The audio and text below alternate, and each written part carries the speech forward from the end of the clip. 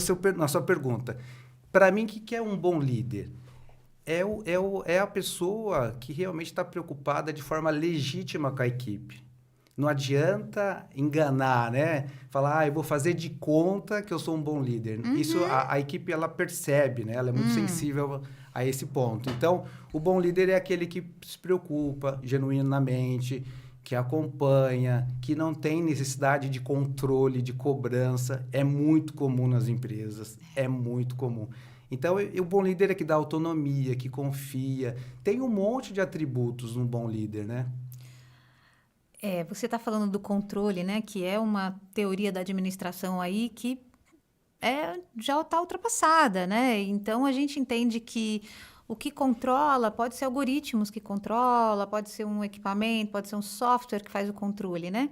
Então as pessoas precisam de outro papel, né, Renato?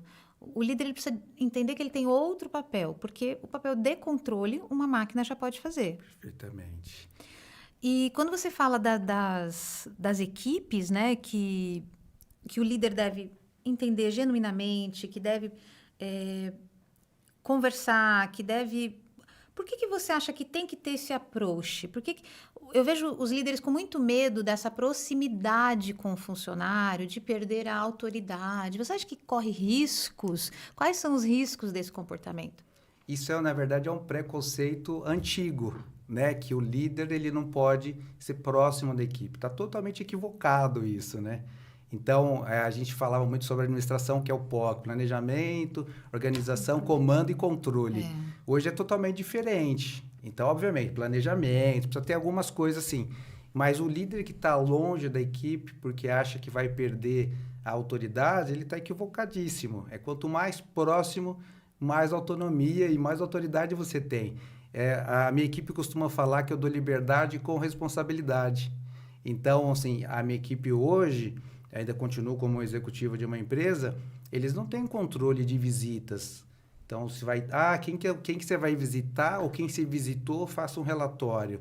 Porque isso, qualquer tipo de controle faz com que o vendedor ou a equipe esteja mais preocupado no que eles vão falar para o chefe do que efetivamente executar. Então, quando você dá autonomia e principalmente o senso de pertencimento, que para mim é o X da questão de tudo, aí o cara ele entende que ele precisa fazer independente de você estar vendo. Então, aí começa, obviamente, que começa na contratação. Então, um bom líder, ele escolhe a equipe já na contratação. Então, quando eu vou contratar, eu costumo procurar pessoas apaixonadas pelo negócio e que trabalham muito. É uma das características que eu procuro. Porque o resto a gente consegue lapidar.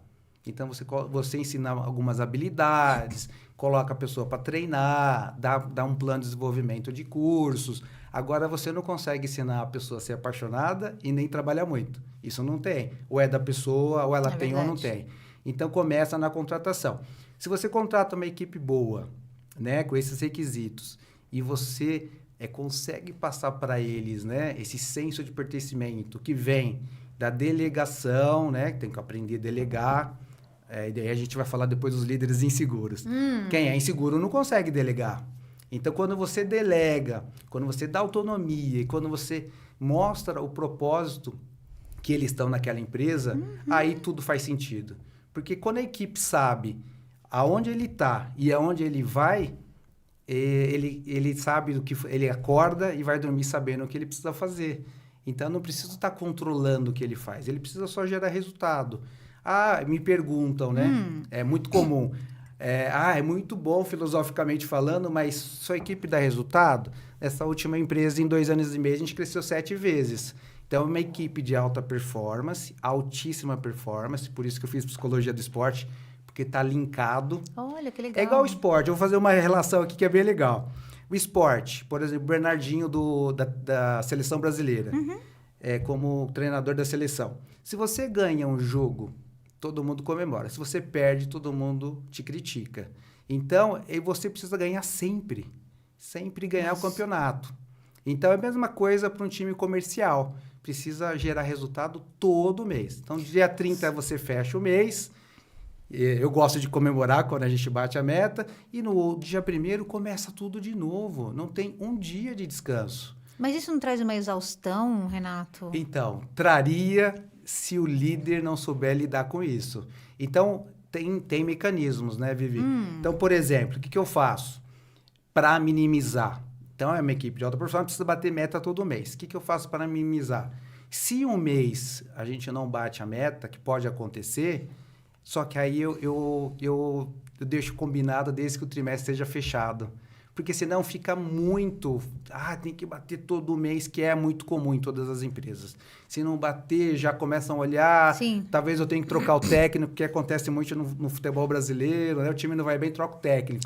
Então, isso é muito comum. E aí, obviamente, gera uma pressão, uma ansiedade, né? Então, já não bateu o mês, mas fechou o trimestre? Fechou. Maravilha. Porque aí fica mais suave. Então, a gente precisa bater, mas se não bateu, tá tudo bem.